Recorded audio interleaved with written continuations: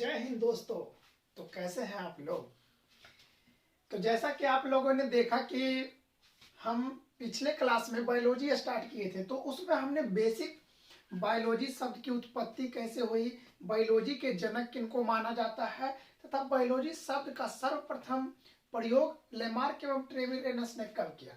ठीक है, तो उस पे किसी छात्र का ये क्वेश्चन है कि 1801 देता है लुसेंट में तो उस पर देखिए आप सही से उसके बारे में पढ़िएगा। 1801 में उन्होंने इसके बारे में चर्चा की, लेकिन देखिए जनवरी 1810 में ही लेमार्क एवं ट्रेविरेनस ने बायोलॉजी शब्द को दिया था। ठीक है, तो हमने कल बायोलॉजी का बेसिक जाना और आज हम बायोलॉजी का कोशिका सिद्धांत को जानेंगे।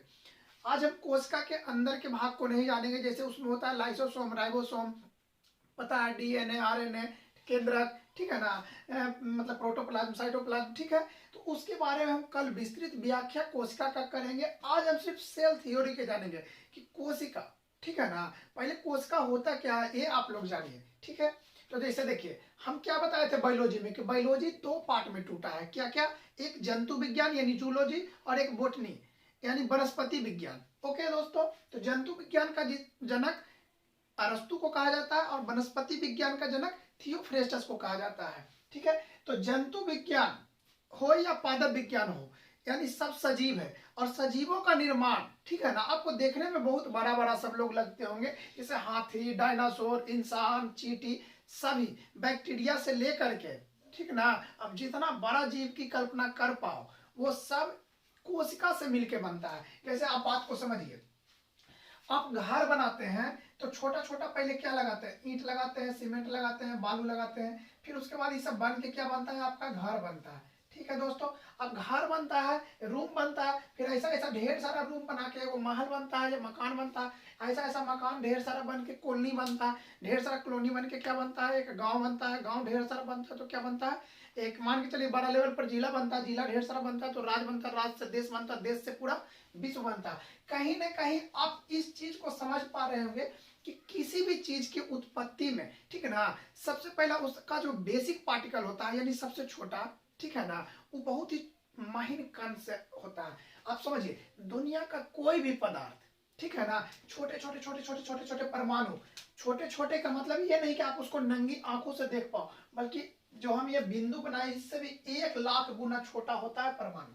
ठीक है, इसी प्रकार से आप लोग इस चीज को तो भाली भराती जानते होंगे कि दुनिया का कोई भी पदार्थ छोटे छोटे छोटे छोटे कण से बनता है। ठीक है, ठीक है, पदार्थ के बारे में वो बात किया है। हम सजीव के बारे में समझेंगे कि प्रत्येक सजीव का निर्माण, ठीक है, जैसे हमारा शरीर इतना बड़ा है, लंबा चौड़ा जो भी, ठीक है, लेकिन क्या आपको लगता है कि इतना बड़ा बड़ा है? नहीं, इसको जब हम बढ़िया से अध्ययन करेंगे तो देखेंगे कि इसमें सबसे जो छोटा पार्टिकल है उसी को सेल कहते हैं। उसको क्या कहते हैं दोस्तों?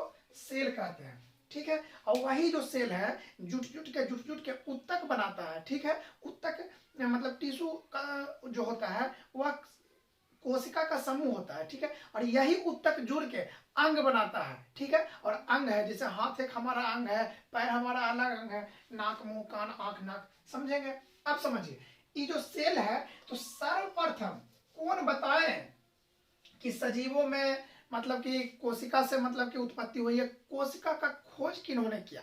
तो समझेंगे कोशिका 2 प्रकार के होता है। जैसे देखिए मानव शरीर हो चाहे पादप शरीर हो, ठीक है ना, कोशिका जीवित हो सकता है या तो मरा हुआ हो सकता है। देखिए पेड़ पौधा में मरा हुआ कोशिका को आप लोग देख सकते हैं। जैसे देखिए पेड़ पौधा जो होता है उसके बाहरी छाल को आप देखिएगा, जम जाता है पपड़ी की तरह, वो मरा सेल होता है। ठीक है, और भी उसमें एक सेल पाया जाता है जो मरा होता है, उसके बारे में हम आगे बोटनी में चर्चा करेंगे। मानव शरीर में आपको डाउट होगा कि कौन सा सेल मरा हो।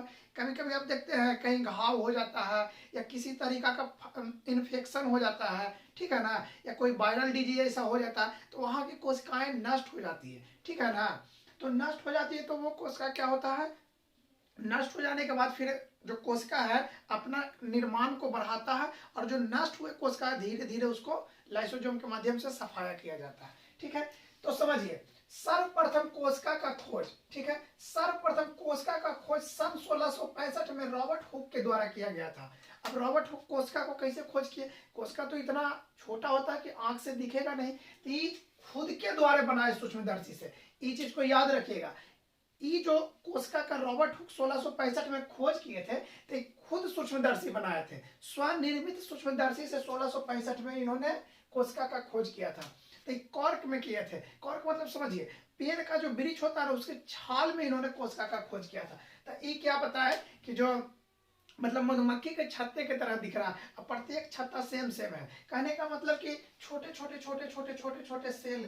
तो इन्होंने क्या बोला कि सेल नाम दिया। सेल का मतलब समझिए, जैसे देखिए साइटोलॉजी मतलब कोशिका विज्ञान होता है, साइटो यानी सेल से बना, सेल मतलब समझ रहे हैं छोटा कमरा होता है, ठीक है। इन्होंने सेल इसलिए कहा क्योंकि सेल का ग्रीक में क्या अर्थ होता है, छोटा कमरा, ठीक है ना। सेल सेल जैसे देखिए जेल में बंद रहता है तो बोलते हैं ना ई सेल में या कोठरी में बंद है, तो छोटा छोटा कमरा अर्थ होता है। तो उनको लगा ना कि जो पादप है, वो तो वृक्ष में खोज किए थे तो बोले पादप है या सजीव है, ठीक है। छोटा छोटा छोटा छोटा उसमें कमरा होता है, उसी को सेल बोले इन्होंने, ठीक है। सेल को हिंदी में क्या बोलते हैं, कोशिका। तो कोशिका का खोज का हुआ 1665 ईस्वी में रॉबर्ट हुक ने किया, स्वनिर्मित सूक्ष्मदर्शी से। लेकिन इसमें सबसे इंपॉर्टेंट चीज क्या याद रखना है कि ये मृत कोशिका का खोज किए थे, ठीक है। किस कोशिका का खोज किए थे, मृत कोशिका का। पादप में इन्होंने मृत कोशिका का खोज किया, ठीक है। अब देखिए 1665 के बाद सन 1674 में एक ल्यूवेनहॉक थे, ठीक है ना। इनको कि बैक्टीरिया का भी खोज करने का श्रेय दिया जाता है ल्यूवेनहॉक के। तो इन्होंने तालाब में, ठीक ना, एक शैवाल था स्पाइरोगारा, इसको इन्होंने देखा, उसका विस्तृत अध्ययन किया, और वह जो शैवाल था वह जीवित शैवाल था, ठीक है। तो इन्होंने उसको देखा कि कोशिका, उसकी कोशिका को अध्ययन किया, तो इन्होंने जीवित कोशिका का खोज किया। कौन, ल्यूवेनहॉक। या नाम याद रखिएगा, मृत कोशिका का खोज या सिर्फ कोशिका का खोज पूछ दे तो 1665 में रॉबर्ट हुक।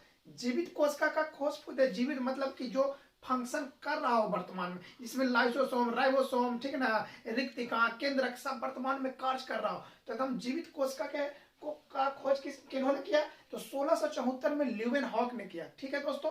अब आगे हम समझेंगे कोशिका होती क्या है। जैसे देखिए मानव शरीर में हम लोग तो देखते हैं कि हाथ से कोई काम करते हैं, मतलब मुंह से कोई काम करते हैं, नाक से सांस लेते हैं, मुंह से खाते हैं, कान से सुनते हैं, ठीक है, दिमाग लगाते हैं। परंतु हमारे मानव शरीर की जो सबसे छोटी संरचनात्मक एवं कार्यात्मक इकाई है, संरचनात्मक मतलब संरचना उसकी होती है, और कार्यात्मक यानी कार्य करती है। अगर सबसे छोटी इकाई कहे तो वह कोशिका ही होती है। कोश क्या होता है, मानव शरीर की सबसे छोटे मतलब कि संरचनात्मक एवं क्रियात्मक इकाई होती है, ठीक है दोस्तों। अब आप लोग के मन में डाउट होगा कि क्या सभी पादप का या सभी जंतु का या सभी जीव का कोशिका समान रूप में होता है, तो नहीं दोस्तों। किसी का कोशिका बहुत छोटा होता है, एकदम नैनोमीटर में होता है, किसी का मतलब सॉरी माइक्रोमीटर में, किसी का कोशिका बड़ा भी होता है। जैसे देखिए अगर सबसे छोटा सेल पूछ दे, सबसे छोटा सेल एक माइकोप्लाज्मा होता है, ठीक है, माइकोप्लाज्मा, ठीक है। इसका जो सेल होता है सबसे छोटा होता है दोस्तों।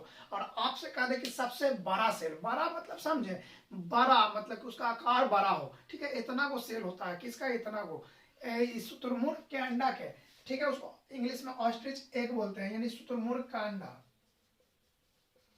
आप लोग इसके बारे में बहुत अच्छा से जानते होंगे कि शुतुरमुर्ग का अंडा सबसे बड़ा सेल होता है दोस्तों। वो जो अंडा होता है वो एक ही सेल होता है, सोचिए कि कितना बड़ा सेल होता है, ठीक है ना। देखो माइकोप्लाज्मा हो गया, जिसको सबसे छोटा सेल, उसको सारा के मतलब कि सूक्ष्मदर्शी से भी जूम करने के बाद, बहुत जूम करने के बाद दिखता है, वो होता है माइकोप्लाज्मा। और सबसे बड़ा सेल शुतुरमुर्ग, एक एकदम पतला है लेकिन बहुत लंबा है, 2-3 फीट के मीटर में, ठीक है ना। तो उसको हम बड़ा नहीं कहेंगे, उसको हम लंबा कहेंगे। बड़ा मतलब कि उसका आकार बड़ा हो, भयावक हो। तो शुतुरमुर्ग का अंडा हो गया सबसे बड़ा सेल। लेकिन अगर सबसे लंबा कह दे तो हमारे मानव शरीर में होता है तंत्रिका तंत्र, ठीक है, तंत्रिका तंत्र। अब जब हम मानव शरीर को पढ़ेंगे तो मानव शरीर में सबसे छोटा सबसे बड़ा जैसे अंडाणु होता है, ठीक है ना, उस तरीके से हम उसको के अध्ययन करेंगे। वर्तमान में ओवरऑल जान लेते हैं। सबसे छोटा कोशिका माइकोप्लाज्मा गैलीसेप्टिमा, इसको बोलते हैं माइकोप्लाज्मा गैलीसेप्टिमा। बिग सेल यानी सबसे बड़ा अगर कोशिका पूछ दे तो शुतुरमुर्ग के अंडा का, और अगर सबसे लंबा पूछ दे तो तंत्रिका तंत्रिका। इसको आप लोग याद कर लीजिएगा, ठीक है, क्योंकि ये जनरली पूछा जाता है। अब हम समझते हैं कि सेल को तो इन लोगों ने खोजा, ठीक है। अब सेल थ्योरी यानी कोशिका विज्ञान कौन दिया, जैसे समझिए सेल थ्योरी और सेल में क्या अंतर है। सेल एक छोटा सा पार्टिकल कर मतलब संरचनात्मक एवं कार्यात्मक इकाई है, लेकिन ये कैसे फंक्शन करता है, इसका क्या कार्य है, ये कैसे कैसे मतलब ये खुद को डेवलप करता है, ये सब जो है सेल थ्योरी कहलाता है, यानी सेल का वर्क फंक्शन, ठीक है। तो सेल थ्योरी को सर्वप्रथम देखिए, ये चीज कहीं किताब में नहीं मिलेगा, हम गूगल पर सर्च किए, इसकी वजह से पढ़ाते तो ऐसा मत समझिए, हम गूगल पर सर्च करते हैं कि क्या हम कुछ गलत तो नहीं बता रहे हैं, या फिर हम इसके बारे में एक्स्ट्रा फैक्ट जुटाने की कोशिश करते हैं। अभी तक तो ये पूछा नहीं है, लेकिन शायद कोई पूछ दे, आपके पास विशेष होना चाहिए। 1824 में तदरोचित नामक एक वैज्ञानिक थे, उन्होंने सेल थ्योरी के बारे में विचार प्रकट करने का प्रयास किया। कोई मतलब कि प्रकट नहीं किया, बस विचार देने का प्रयास किया कि कोशिका होता होगा इसे, मतलब विचार देने का प्रयास किया। परंतु इनको सेल थ्योरी यानी कोशिका विज्ञान का जनक नहीं माना जाता है। कौन थे? तदरोचित। 1824 में इन्होंने विचार प्रकट किया, लेकिन इन्होंने कोई वैसा मतलब कि दिए नहीं। ठीक है, तो देखिए इसका श्रेय, कोशिका विज्ञान के जनक का श्रेय या कोशिका विज्ञान का मतलब देने का श्रेय किनको जाता है? स्लाइडेन एवं स्वान का। दो वैज्ञानिक थे, स्लाइडेन थे जो कि पादप के मतलब कि बहुत बड़े वैज्ञानिक थे, और स्वान जो थे जंतु के। समझिए, इसी में कंफ्यूज होता है, आपसे पूछ देगा कि स्लाइडेन पादप के थे कि जंतु के थे, तो आपको समझिए पहले पादप तब जंतु, स्लाइडेन एवं स्वान। स्लाइडेन पादप, आप समझिए स्लाइडेन 5 अक्षर के है, स्वान 3 अक्षर के है। पादप ज्यादा बड़ा होता है, यानी 5 अक्षर वाला में पादप, 3 अक्षर वाला में जंतु। समझ गए? स्लाइडेन बड़ा है यानी पादप, जंतु देखिए देखो में छोटा है, लिखो में छोटा है, तो स्वान जंतु, एकदम याद रखिएगा। ये देखिए 1838 में इन्होंने क्या किया, इसका विचार दिया, लेकिन इन्होंने अपनी पत्रिका कब प्रकाशित की? 1839 में। देखिए स्लाइडेन एवं स्वान, स्लाइडेन है जो कि पादप के बारे में विस्तृत अध्ययन किए, पादप के कोशिका के फंक्शन के बारे में, और स्वान जो है जंतु के कोशिका के बारे में विस्तृत अध्ययन किए। 1839 में इन्होंने विचार दिया और 1839 में इन्होंने प्रकट किया। अगर आपसे पूछ दे कि इनका जो मतलब कि सेल थ्योरी कब आया, एक पत्रिका था उसी के माध्यम से इन्होंने सबको बताया था, तो कब आया? 1839 में। इन्होंने विचार कब प्रकट किया था? 1839 में। 1839 से वर्क करना शुरू किया, 1839 में इनका प्रकाशित हुआ। ठीक है, इन्होंने एक बुक लिखा था, उसका नाम ही था साइटोलॉजी यानी कोशिका विज्ञान। ओके दोस्तों, यहाँ तक आशा करते हैं आप लोग समझ गए होंगे। जैसे समझिए कोशिका को हम लोग समझे कि कोशिका हमारे शरीर की सबसे छोटी, ठीक है ना, कार्यात्मक एवं संरचनात्मक इकाई होती है, यानी कार्य करने वाली इकाई कार्यात्मक। ठीक है, अब सेल थ्योरी यानी सेल कैसे कैसे फंक्शन करता है, इसका श्रेय किसको जाता है? स्लाइडेन एवं स्वान को।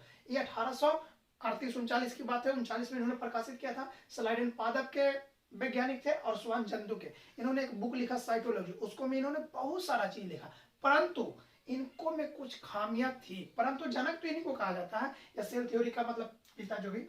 अब समझिए, इससे इन्हों से पूछा गया, लोग पूछे कि बताइए मानव तो इतनी को मतलब तन्नी को पैदा लेता है, बड़ा कैसे होता है, सेल कैसे डेवलप करता है, सेल का विभाजन कैसे होता है, सेल मतलब कि जैसे कि बढ़ता कैसे है, घटता कैसे है, तब इस चीज को बताने में ही उतने सक्षम नहीं थे। कुछ ऐसे क्वेश्चन था जिसपे इन्होंने अपने जवाब नहीं दे पाए। आप समझिए, यही सब कामियां को मतलब कि पूरा करने के लिए 1855 में, ठीक है ना, 1855 में आप लोग रुडोल्फ विर्चाओ के नाम सुनते होंगे, इसको बोला जाता, इन्होंने अपना संशोधित मतलब कि कोशिका थ्योरी दिया। समझिए बात को, कोशिका विज्ञान के जनक किनको कहा जाता है, या कोशिका विज्ञान किन्होंने प्रस्तुत किया? स्लाइडेन एवं स्वान ने। लेकिन शुरुआत में क्या होता है कि कुछ खामियां रह जाती है, उसको आगे चल के कोई वैज्ञानिक पूरा करते हैं। ठीक है, तो आगे चल के देखिए, ये है 1839 की बात। फिर 1855 में एक थे रुडोल्फ विर्चाओ, ये क्या किया? न्यू सेल थ्योरी दिए, यानी आधुनिक कोशिका विज्ञान दिए। ठीक है, अब समझिए, इन्होंने बताया कि सेल से ही सेल का निर्माण होता है। जैसे हम कोई कार्य करते हैं, ठीक है, तो हमारा सेल टूटता है, हमारा सेल घटता है, और जब हम पर्याप्त नींद लेते हैं या किसी तरीका का ऊर्जा ग्रहण करते हैं तो हमारा सेल का उत्पत्ति होता है, यानी एक सेल ही विभाजन होकर 2 सेल में बदलता है, फिर 2 सेल 4 सेल में। लेकिन हाँ, हमारे शरीर में या पादप में कोशिका नियंत्रित अवस्था में मतलब कि विभाजन होता है। ऐसा नहीं, जितनी शरीर को आवश्यकता होती है उतना ही विभाजन होता है, और ऐसा नहीं कि इतना टूट जाए कि हम लोग खत्म, नहीं, टूटता भी उसी है। अब ज्यादा दिन भूखले रहिएगा, सेल टूटते लगेगा, सेल का ऊर्जा फिर नहीं मिलेगा, फिर सेल मरने लगेगा, आपकी मृत्यु हो जाएगी। इसीलिए ज्यादा दिन उपवास नहीं करना चाहिए। ठीक है, तो आप समझिए बात को, सेल भी एक नियंत्रित तरीका से बढ़ता है, नियंत्रित तरीका से घटता है, परंतु यही अगर सेल का अनियंत्रण हो जाए, बनने को मान के चलिए कि हमारा शरीर है, हमको बनना चाहिए 500, या मान के चलिए जब घाव हो गया, 100 को सेल नष्ट हो गया, 100 को सेल बना तब तो बढ़िया है, 100 को सेल बन गया था, लेकिन 100 के जगह 1 लाख बनने लगा, 5 लाख बनने लगा, तनी मनी ज्यादा बना तो उल्टी होगा। ठीक है, लेकिन अगर बहुत ज्यादा बनने लगा तो यही कैंसर का कारण है। कैंसर का कारण क्या है? अनियंत्रित सेल में वृद्धि यानी अनियंत्रित कोशिका में वृद्धि कैंसर का कारण है, यानी कि रुकवे नहीं करेगा, बढ़ल जा रहा है तो खराब हो जाता है। समझ रहे हैं? तो आधुनिक सेल थ्योरी कौन दिए? रुडोल्फ विर्चाओ। ठीक है, आप समझिए जब स्लाइडेन एवं स्वान दिए थे तो ऐसा तो नहीं है कि बेचारा ये चीज नहीं बता पाया कि सेल का निर्माण कैसे होता है, घटता है वगैरह वगैरह, लेकिन इन्होंने बहुत चीज बताया। जैसे इन्होंने बताया कि प्रत्येक जो जीव या पादप होता है वह, ठीक है ना, सेल से मिलकर बना होता है। ठीक है, और पादप या जंतु की सबसे छोटी इकाई सेल होती है। तथा इन्होंने यह भी बताया कि अगर कोई, ठीक है ना, जंतु या जीव जैसे बैक्टीरिया, परजीवी, बहुत सारा आप ये सब सुने होंगे, ठीक है ना, कर्मी वगैरह, एकदम छोटा छोटा जो होता है वो एक मतलब कि कोशिका से बनकर एक ही कोशिका, जैसे अमीबा का नाम आप सुने होंगे, इस तरीके से रहता है। ठीक है ना, ये अमीबा जो मात्र एक कोशिका है, मात्र एक कोशिका, और ये खाना भी खाता है, ठीक है, अपना अवसाद भी निकालता है, यानी सारा फंक्शन इसका एक ही कोशिका में होता है। पूरा जीव एक कोशिका में। अगर हम लोग में पूछा जाए तो मतलब अरबों खरबों कोशिका है। ऐसे सोचिए इतना बड़ा शरीर में, मतलब इतना छोटा शरीर में अरबों खरबों कोशिका है, और ये एक कोशिका में पूरा खाई वो करता है, रहबो करता है, सब चीज फंक्शन एक कोशिका में होता है। अब समझिए अगर एक कोशिकीय कोई जीव है तो उसको यूनिसेलुलर कहेंगे, और अगर एक से अधिक यानी बहुकोशिकीय जीव है तो उसको मल्टीसेलुलर कहेंगे। कौन बोले? स्लाइडेन एवं स्वान बोले थे।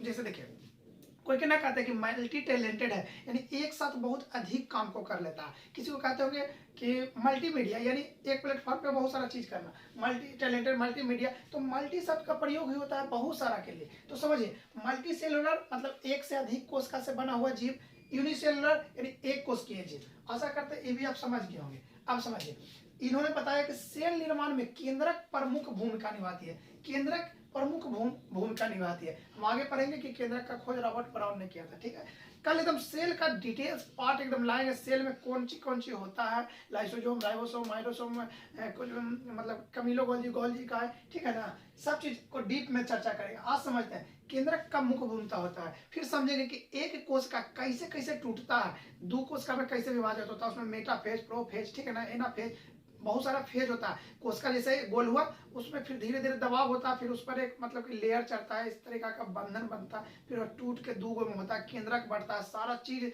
दो भाग में बढ़ता है, फिर 2 से 4 होता है। सब चीज को समझेंगे। तो सेल निर्माण में मुख्य भूमिका किसकी होती है? केंद्रक की। आप समझिए सेल निर्माण के बारे में रॉबर्ट विर्चाओ फिर बढ़िया से बताएं। अब एक चीज आप लोग को मन में आ रहा होगा, एक होता है वायरस। ये जो है ये अजीबे प्राणी है, इसको कोई डिफाइन नहीं कर पाया कि सजीव है कि निर्जीव है। ये दोनों है ना, तो दोनों नहीं है। इस सजीव एवं निर्जीव के बीच के कार्य होता है। ये लोग जो अपना मतलब कोशिका थ्योरी दिए इसके अनुसार कभी बैठता है कभी नहीं बैठता। जैसे समझिए अगर वायरस, ठीक है ना, कहीं पड़ा है, ठीक है, तो एकदम निर्जीव के भांति कार्य कराता है, एकदम निर्जीव। लेकिन यही वायरस अगर कोई के मानव शरीर में चल गया तो सजीव हो जाता है। ऐसे समझिए अगर हम वायरस को एक बोतल में बंद कर देंगे तो इसमें कोई हलचल नहीं होगा, किसी प्रकार की कोई क्रिया नहीं होगी, मृत एकदम परल है। लेकिन वही वायरस को उठा के अगर शरीर में डाल देंगे तुरंत सक्रिय हो जाता है, यानी कि अपना कार्य फंक्शन करने लगता है। तो वायरस जो है इस सजीव और निर्जीव के बीच के कार्य, ना इसको हम पूर्ण रूप से सजीव कह सकते हैं ना पूर्ण रूप से निर्जीव कह सकते हैं। तो वायरस जो है अगर आपसे पूछ दे कि निम्नलिखित में से कौन सेल थ्योरी को फॉलो नहीं करता तो यह वायरस हो जाएगा, क्योंकि वायरस निर्जीव और सजीव दोनों का गुण प्रदर्शित करता है, इसलिए दोनों के बीच को कार्य होता है। एक बार हम शुरू से इसको फिर से एक बार डिफाइन कर लेते हैं, आशा करते हैं आप लोग समझेंगे। जैसे समझिए हम लोग आज समझा कोशिका विज्ञान, ठीक है। तो सेल यानी कोशिका का खोज किन्होंने किया? सर्वप्रथम रॉबर्ट हुक ने सन 1665 में मृत कोशिका का खोज किया था, ठीक है। फिर उसके कुछ साल बाद 1674 में ल्यूवेनहॉक ने जीवित कोशिका का खोज किया, ठीक है। अब ये दोनों तो कोशिका के खोज कर लिए, लेकिन कोशिका का फंक्शन के बारे में इन लोगों ने नहीं बताया। धीरे धीरे बात आगे बढ़ी और सन 1839 की बात है, एक पत्रिका में स्लाइडेन एवं स्वान जो कि पादप एवं जंतु विज्ञान के वैज्ञानिक थे, इन्होंने सेल थ्योरी को प्रस्तुत किया, ठीक है, यानी कोशिका विज्ञान को प्रस्तुत किया। इन्होंने बताया कि प्रत्येक जीव की उत्पत्ति एक कोशिका से ही होती है तथा एक कोशिका जो है, ठीक है, वह मतलब कि अपना विभाजन करके मतलब कि इस तरीके से बनाता है। लेकिन ज्यादा तो भी बता नहीं पाए थे ऐसे उस चीज के बारे में, लेकिन इन्होंने बहुत सारा चीज बताया कि जो कोशिका होता है उसका जो प्रमुख भाग होता है केंद्रक होता है। साथ ही इन्होंने ये बताया कि अगर एक कोशिकीय कोई जीव है तो उसको यूनिसेलुलर बोलेंगे, एक से अधिक कोशिकीय जीव है तो उनको मल्टीसेलुलर बोलेंगे, ठीक है। इनके कुछ खामियों को पूरा करने के लिए सन 1855 में रॉबर्ट रुडोल्फ विर्चाउ नाम एक वैज्ञानिक है, उन्होंने कोशिका को एकदम बढ़िया से एकदम कोशिका विज्ञान में मतलब बहुत सारा चीज डिफाइन किया, जैसे कि कोशिका कैसे टूटता है, ठीक है, कैसे उसकी उत्पत्ति होती है, अगर हमें शरीर में कुछ हो जाए मतलब घाव वगैरह तो फिर कोशिका कैसे भरती है, नियंत्रित तरीका से किस तरीका से कोशिका का निर्माण होता है, ठीक है। तो आधुनिक रूप से सेल थियरी कौन दिए थे? रुडोल्फ विर्चाउ। आशा करते हैं आप इतना समझ पाएंगे। कोशिका कौन ऐसा मतलब कि है जीव या निर्जीव जो कि मतलब कि सजीव और निर्जीव दोनों का गुण प्रदर्शित करता है, तो उसको हम समझें कि वायरस वैसा है जो कि दोनों के बीच की कड़ी है। तो आशा करते हैं आज ज्यादा कुछ था नहीं, आप लोग बढ़िया से अगर देखोगे तो समझ गए होंगे। कल के वीडियो में कोशिका का चित्र बनाएंगे, उसके विभिन्न अंग को बनाएंगे और हर एक अंग को डिफाइन करेंगे। तो आज के लिए बस इतना ही। जय हिंद, जय दोस्तों। और एक चीज बताना चाहेंगे, कोई भाई कमेंट किए थे कि स्वास्तिक का चिन्ह थोड़ा उल्टा बना हुआ था, उल्टा नहीं था मतलब थोड़ा सा उसका चिन्ह गलत था, तो हम उसको सुधार लिए हैं। बताने वाले को थैंक यू।